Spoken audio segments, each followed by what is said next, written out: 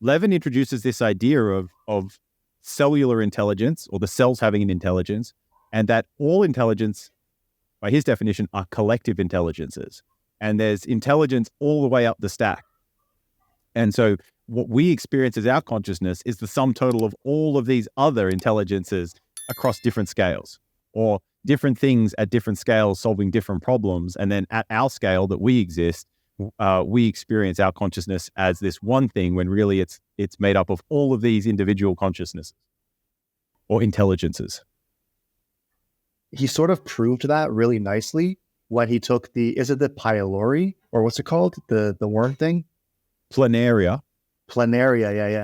Yeah. Where he would cut it in half, and the tail would grow the head, and the head part would grow the tail. And if he manipulated one part of the polaria, then he could he could get it to grow double-headed or double-tailed. And if he grew it double-tailed, he could cut that one in half and then get it to both tails to grow ahead as well. So in that, he's saying that there is some sort of communication and memory going on within the cells of the planaria, right? So yes, to me, but he manipulated the bioelectrics, and he could get it to grow a second tail or double heads. Right, so by right. Manipulating that bioelectric field, you can then change the morphology or the structure of the planaria. What was the chemical that he exposed the planaria to that made their head explode? I think it's barium. So he had a generation of planaria, and he would expose them to that chemical, and their heads would explode, right? And then he was able to manipulate something, get them to sort of evolve into being able to be in that environment with that chemical, and their heads wouldn't explode. He was able to get them to adapt, like a generation, the next generation of planaria was able to adapt to that chemical, and then they would continue being adaptive to that chemical. And it's a chemical that they've never been exposed to prior in their existence. Yeah, so I can't remember if he did something or if they actually just adapted over time. If it was an evolutionary adaptation, I can't remember if it was one or the other. Yeah. But either way, it's fascinating, right? Like, is that not just crazy? But again, it's going down to this level of bioelectrics, which is something that was very novel to me. Like, I hadn't heard of these things before listening to him. I'd never heard of these terms. I'd never heard anyone speak in this way until listening to him talk about it. And so again, drilling home this bioelectrics and this, this bioelectric field that sort of dictates the way things form and what they turn into in the body. And so this has huge implications, especially for people that are born with deformities, or, preventing certain deformities happening, etc. And then also understanding why those deformities may have happened.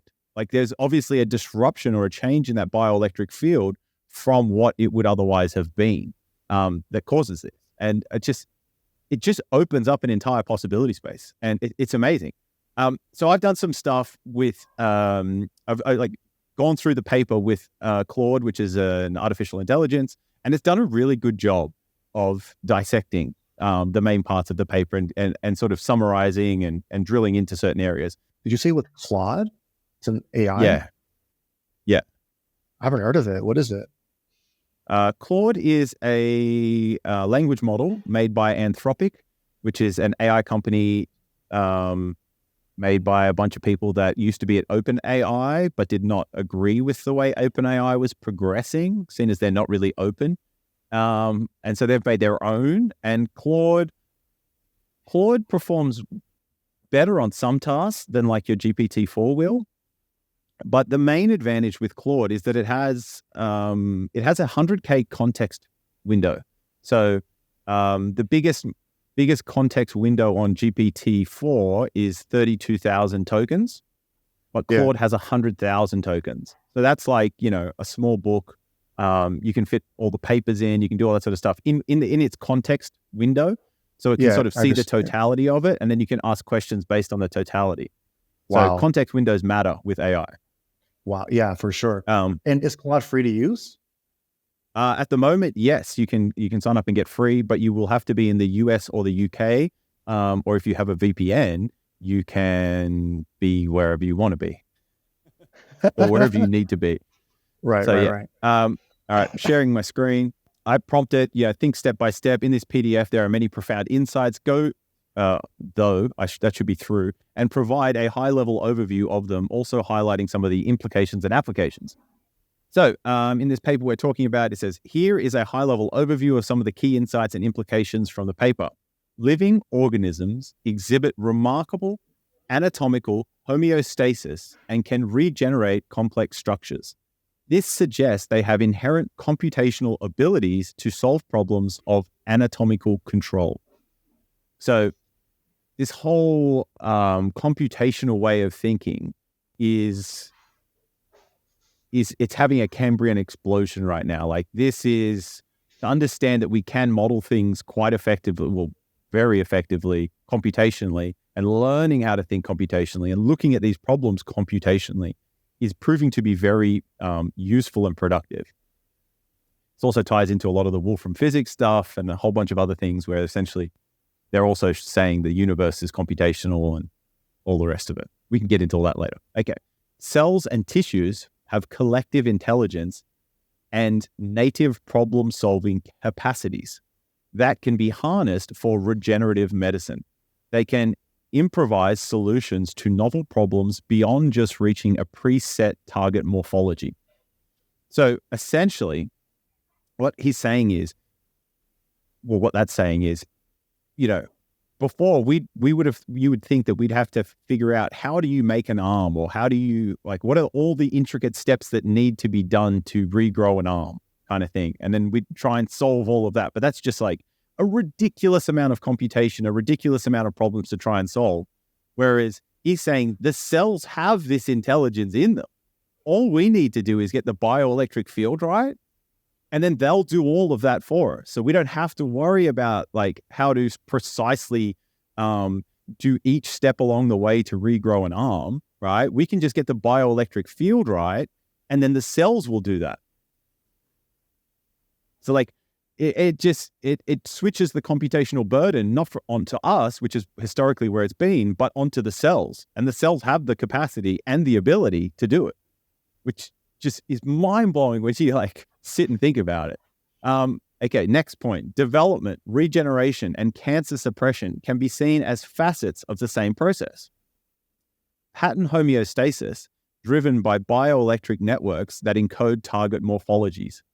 So, couple of things in there. Does that make sense, or are there some things that you'd want to clarify? I feel like they might not be familiar words.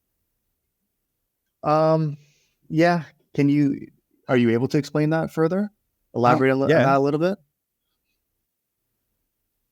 So pattern homeostasis, right, is identifying that there's patterns and keeping them stable. Okay. Driven by bioelectric networks that encode target morphology. So target morphologies is the target shape or the target design. Yeah. So that's when he was able to have the planaria or whatever it's called. Planaria. Have triangle shaped heads, flat heads, fatter heads, right? He was able to manipulate the shape as well. Yeah. Okay. That's the morphologies. Okay. Yeah. And so there's a cool concept that he talks about is, morphospace or the space of possible shapes. And it's huge. And so he talks about how in the future, you could have a square dick. A big, massive square cock if you wanted. Well, you could have that there's some square pussies. Like a hammerhead. Yeah. Imagine a big hammerhead looking cock. I try not to imagine that, but if you want to go there, go for it. You wouldn't even be able to do anything with it. It would just be for show. People would just look at it, admire it, and then cool. Can you fuck with it? No, not yet. Oh well, okay. It's not. It is what it is. Good luck with it. I feel like for some people, just the ability to have it looked at is probably going to satisfy most things. Yeah. Just the attention. But yes, there's just a huge space of different morphologies. Morphospace is quite huge, and so like you mentioned earlier, people are going to take this stuff to extremes and explore that space and it's going to be bonkers. But he says in his talks that, like, oh, you came from this tree, or you're from the, fish, or evolved from birds, avian, or whatever. Whereas, like, now there's going to be these completely new things that pop up that didn't evolve from any of those things, that are completely novel in sort of our, our evolutionary tree. And so there's just, morphospace is massive, and we will be able to explore it. Okay, so next point. The liver exhibits a hepatostat mechanism to tightly regulate its mass and regenerative capabilities. Hepatocyte transplantation, there we go, finally got it, 3 attempts. Hepatocyte transplantation studies reveal capacities to rebuild functional ectopic livers driven by need of function. So essentially what that says is livers possess the ability to be regenerative, okay? But they're also adaptive. So, when you see people, a common term in Australia is a beer belly. You see someone with a beer belly. Is that a common term? Yeah, absolutely. Yeah. Okay. So a lot of the time that beer belly isn't necessarily fat, right? A lot of that protrusion, especially up near the rib cage, that really high protrusion, is actually the person's liver. Okay.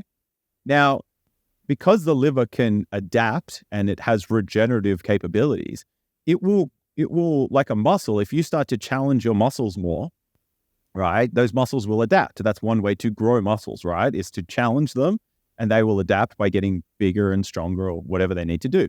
The same happens with the liver. So when people drink lots of alcohol, your body has to process all of that alcohol, and your liver is, the main organ that does the processing.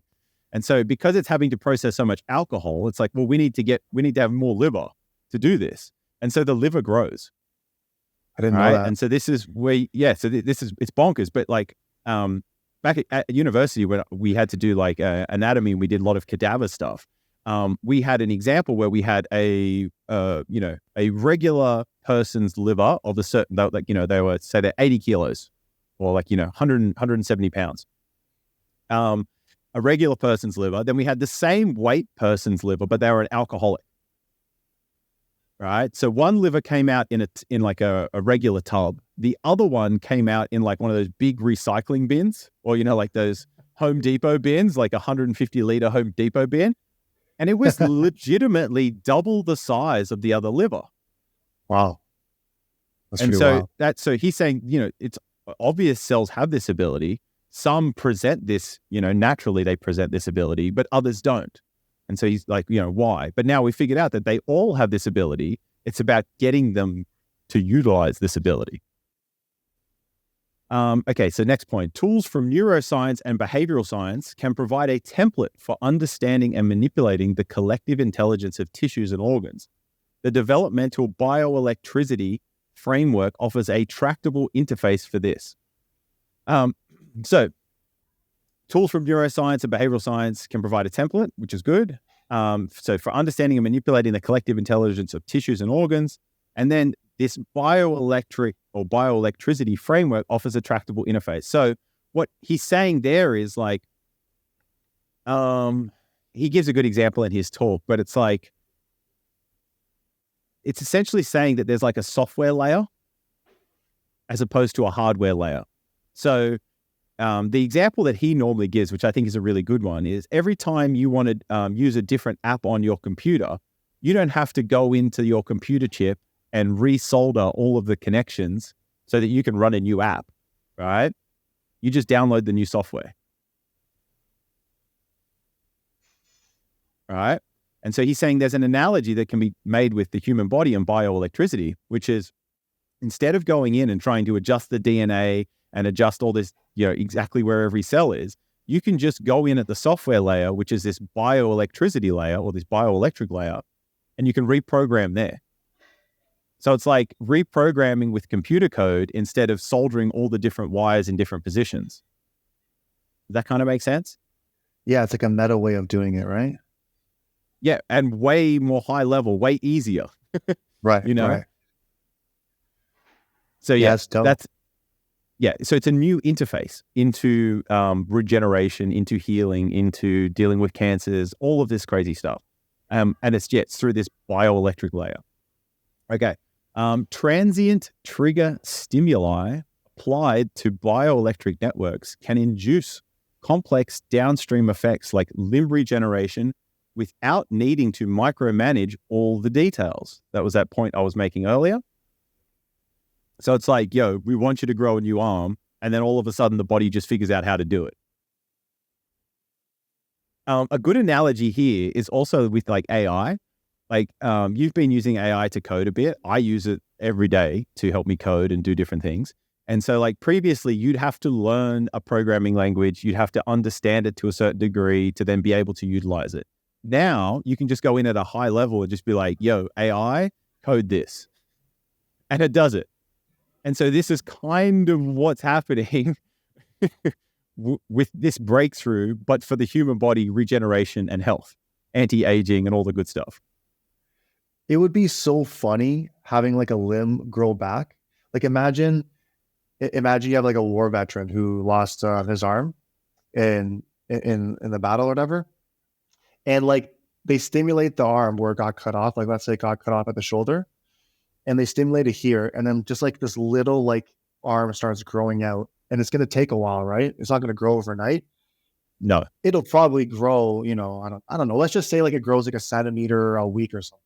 You know what I mean? So it's going to take quite a long time for it to get to the full length. But there would be like a point where it's like coming out like small and all like fucked up looking, and you got to be like really careful. You don't like bump it into things because it's delicate. It could break easily. So you'd probably have to like, be really conscious of what you're doing, but it would just be so funny. Like this little thing just coming out slowly, like growing, like you would be, like I would be laughing at my buddy, like, like your arm looks so fucking stupid. And I feel comfortable making that joke because I know that he's going to have a full arm soon. He's going to punch me in the face with, but it would just be hilarious.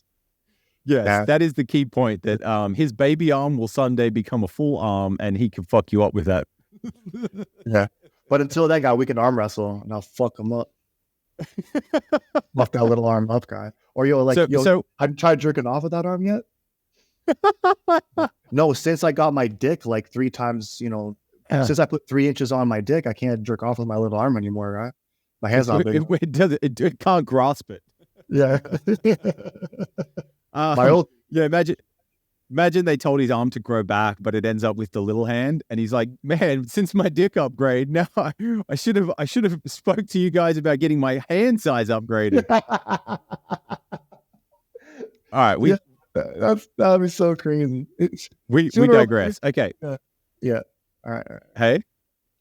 No, I was gonna say like sooner or later it's like one is gonna make, like he's gonna get the big dick, then the big hand for the big dick, then he's gonna want to get the dick bigger, and then he's like, oh shit, I gotta get a bigger hand again, and there's gonna be no end to it. As soon as he's gonna have a fucking massive ass hand and a massive ass dick that he can't even do anything with.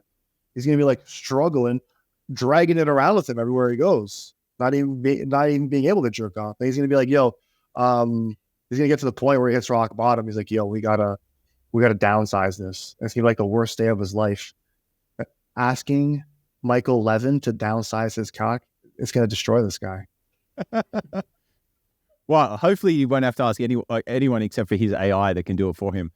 We should actually put a pin. We should remind ourselves in 20 years' time to come back and listen and see if any of these things have come true. I pray that they haven't, but at the same time, if they have, it'll be funny. Okay, so very powerful stuff, right? Next one, we'll go through this step by step. Okay, the future of regenerative medicine may resemble somatic psychiatry, using communication and experience-based interventions to shape tissue behavior instead of just molecular tweaks. That's very interesting to me. That seems like, pseudoscience or crackpot stuff.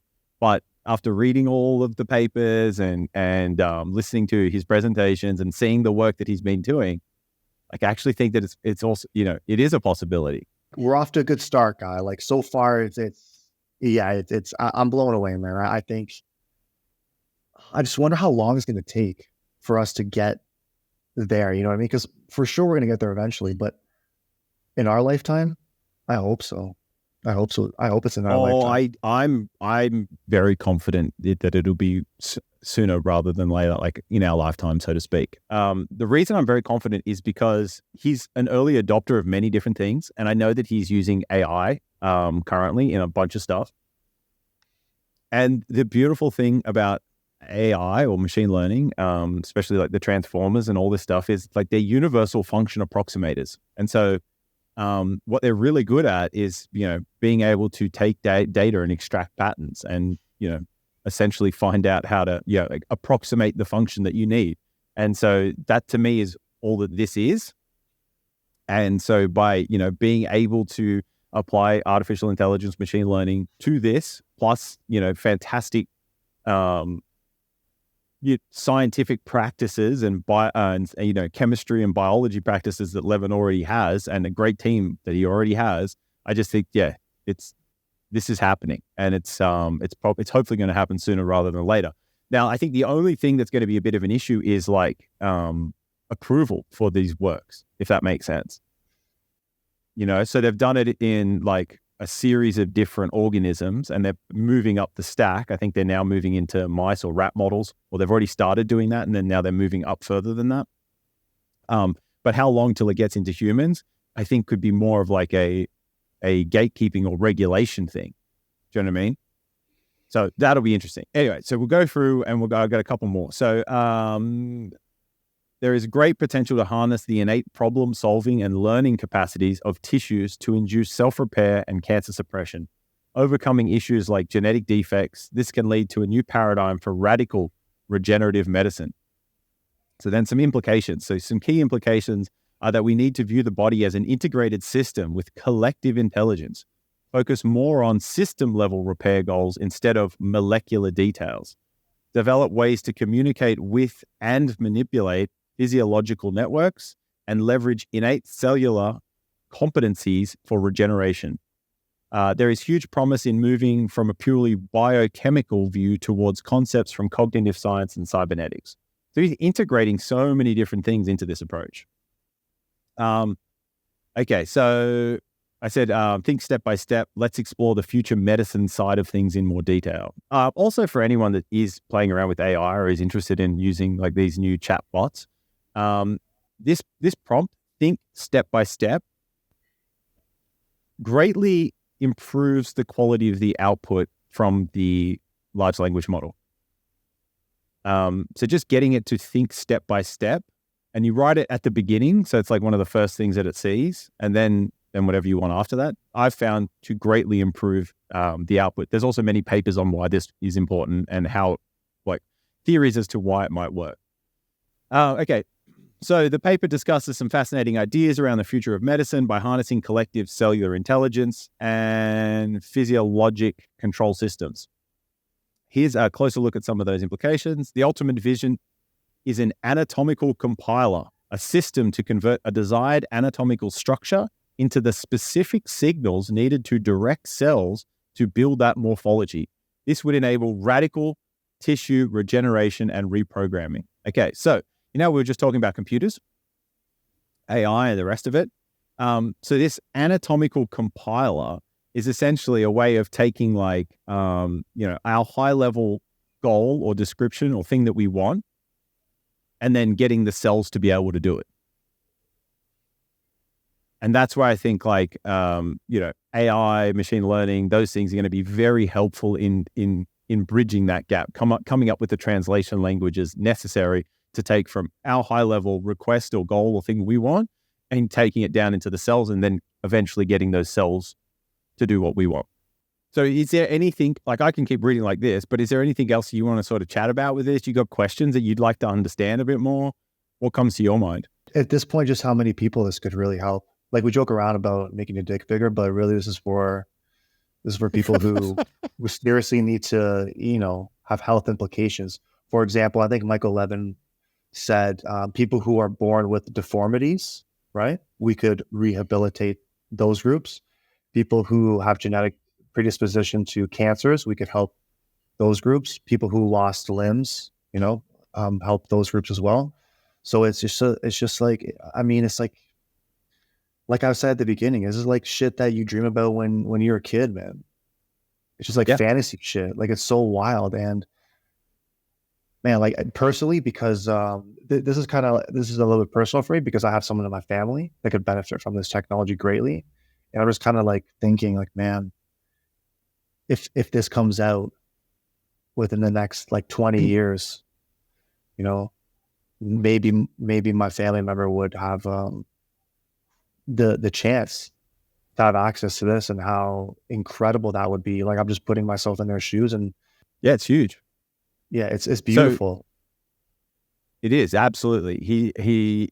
The work he is doing is amazing. And so you asked how many people could this help? Well, essentially everyone. Like literally everyone. Insofar as like just like improving quality of life, you know, like think about like arthritis, chronic pain, inflammation, inflammatory diseases, metabolic issues, all of these different things essentially can be addressed through this modality or through this mechanism. Being able to communicate with those cells.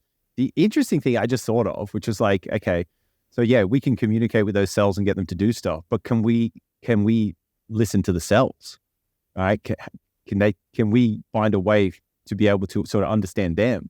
And like, you know, like you get a morbidly obese patient and you get them in and you start listening to their cells and they're like, fucking help us. Tell them to stop. We just keeps eating. Stop it. We're full. Can you not see? We're full.